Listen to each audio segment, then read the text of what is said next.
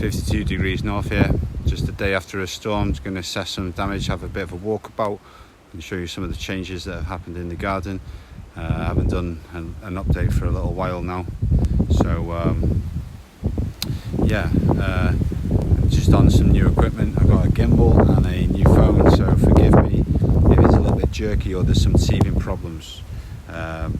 Here's a couple of new arrivals. We've got a seedless orange there,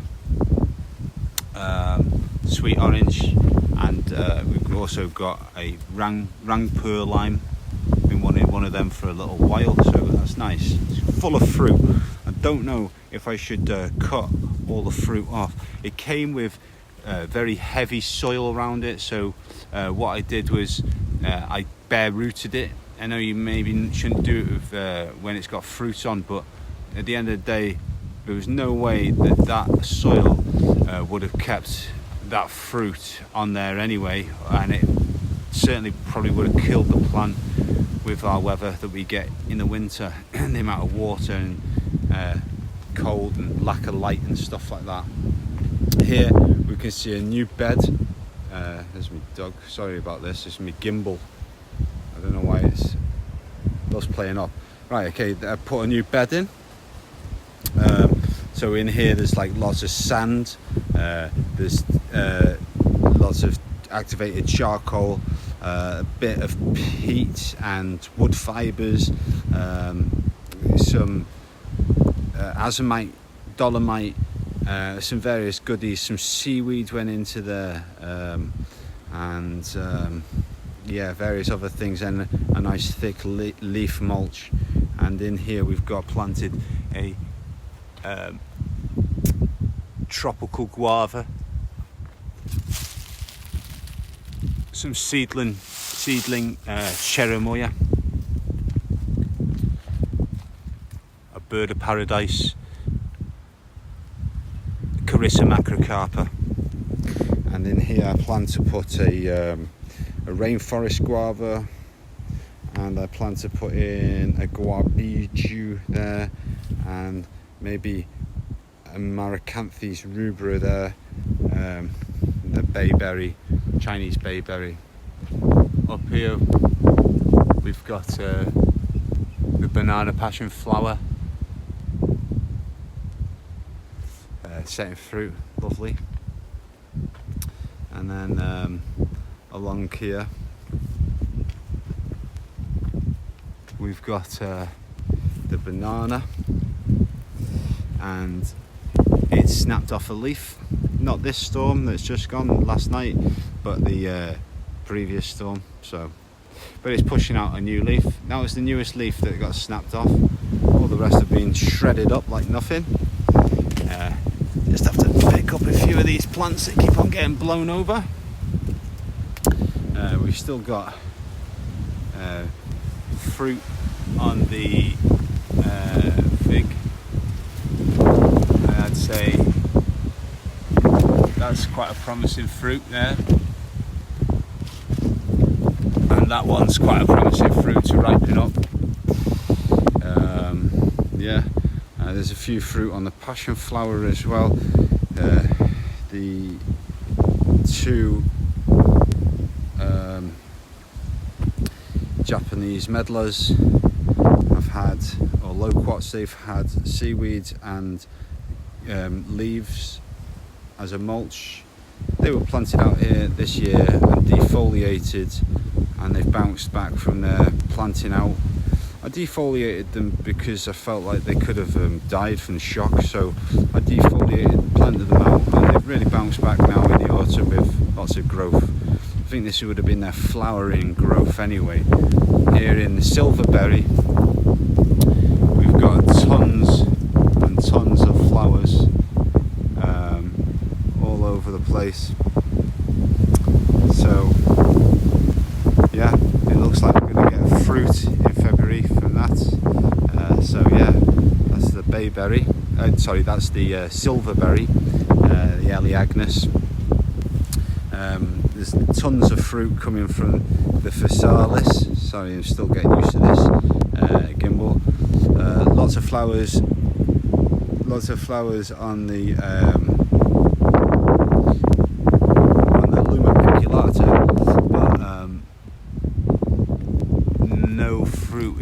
building, we've got to a stage where there's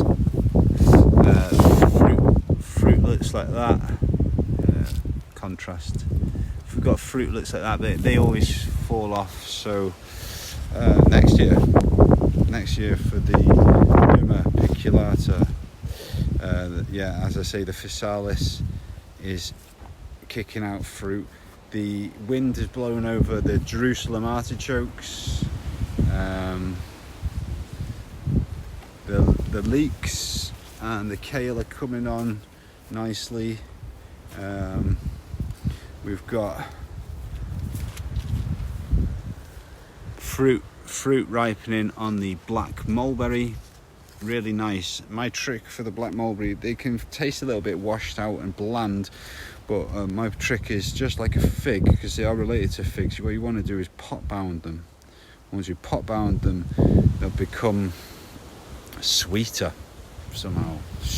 Root stress seems to do things for these sorts of plants.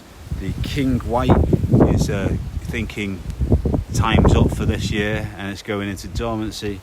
We've got a load of broccoli, and we've got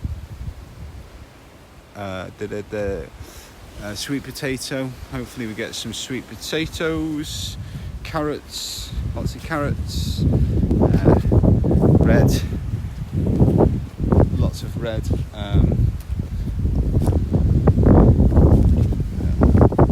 brassica, and in this bed we've got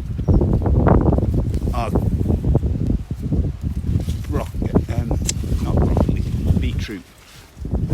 This is going to be our Diospirus bed. So what we've got in each corner is a Diospirus lotus, which we're going to graft onto. I actually want to keep one or two. There's four, one in each corner. I want to keep one or two for the fruit. I actually heard that the fruit's quite nice. We've got a couple of Diospirus Virginiana to go in there. Got a Fuyu to go in there, and hopefully maybe get some black sapote as well. So if we go back round, all the winter veg seems to be coming on nicely. So if we go and check what's happening with some of these citrus. I haven't been in here actually for a few days now. So like we can see the aloes really like this sort of time of year. This is an aloe that's been in the ground. Aloes can take our cold, they just shrivel up a little bit, die back, but then they either swell those shriveled up bits back when it gets a bit warmer, or they just continue to grow new shoots. So yeah, that aloe vera has been in the ground for a little while now, and this is another pot that's not going to get any more protection than being in here. So yeah, it didn't mind last year. All of the citrus cuttings, lemons and stuff are doing all right, and the orange seedlings seems to be doing all right. We've got a Pepino Melon here, and in the Pepino Melon, well, first ripe fruit looks like it's coming along. Sorry about the wind, so it's a bit noisy. All the citrus in here seems to be doing all right, really, to be honest with you.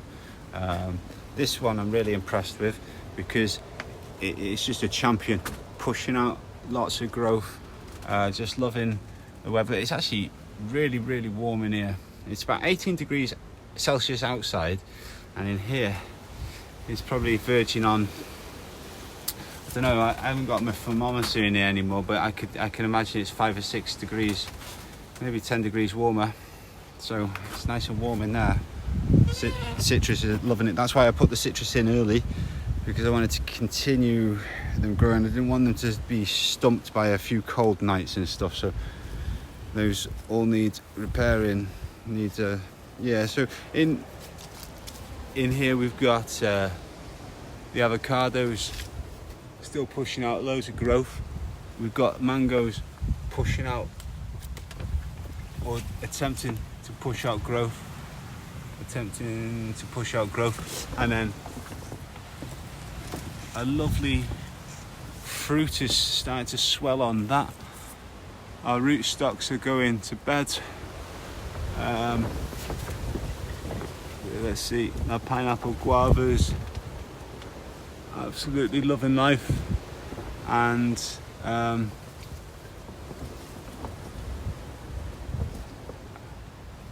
the date palms, if I can get this focus, are doing all right.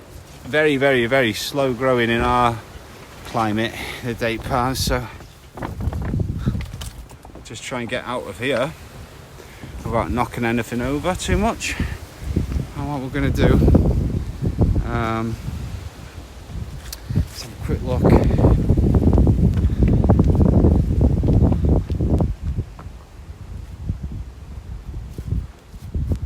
These look like they're starting to turn colour a bit. They've definitely swollen quite a bit since my first video on them. Still pushing out loads of flowers, still setting fruits. I popped a few of these open just to test whether they are full or whether they're just empty. They're renowned for just being empty, and they are in fact fully pollinated, and even the unripe fruits had a very sweet taste to them. So excited to taste the hardy passion flower. Let's get this up here. Yeah, so that's the look of the the fruit there. So yeah, we haven't gone through this bed at all, but there's lots of fuchsia berries and things like that. Lots of different interesting fruit that are really going to probably take a few years to get going, so not really much point in telling you about that too much. Everything in there is absolutely loving it. I mean, this citrus in here is the biggest citrus, and it's just the happiest. Oh, sorry, this gimbal is got a mind of its own a little bit. But yeah, that citrus is doing well. Everything in there is doing well. I need to now spray in there with my homemade seaweed extract and a little bit of maybe insecticide, so just to give them an autumn clear out, so they're not going into winter with any infestation, so, and to give the plants a little boost. Yeah, I'll be doing that this week. So the apples are coming in nicely. The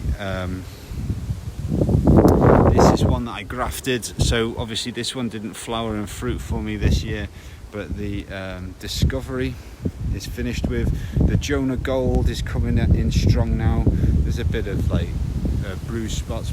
I'm happy with just eating around them.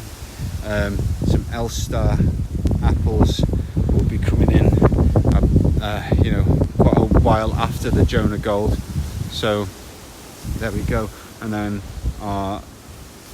my pear has gone to sleep, and the apricot is still looking like it's summer. I think it's in for a bit of a shock.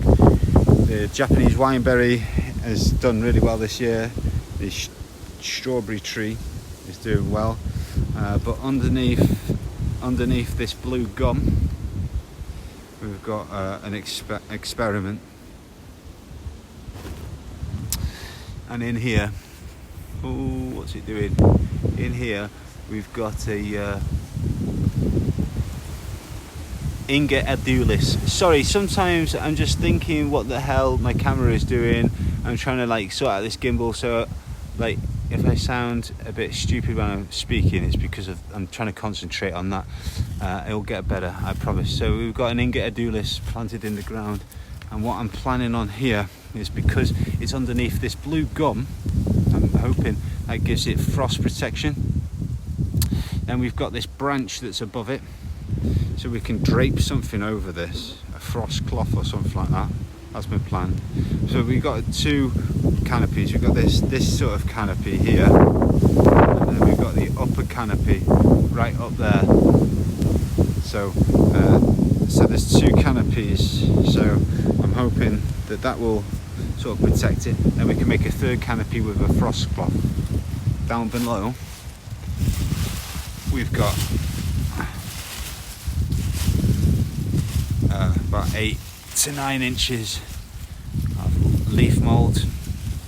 Then we've got an inch or 2 of bark and horse manure, and then we've got a sandy loamy soil beneath that.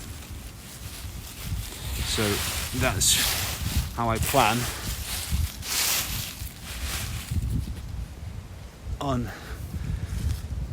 trying to overwinter that in the ground. I have 4 of them. I don't need 4 in pots. This was the biggest one. I mean, it's loving the autumn weather because it's growing really well. And here, and this leaf wasn't long ago put out, but yeah, that's an Amazonian tree growing at 52 degrees north. So I'll keep you updated on how that gets on. And that's pretty much all I wanted to say. I wanted to say thank you to a subscriber, a certain subscriber that helped the channel out with a donation.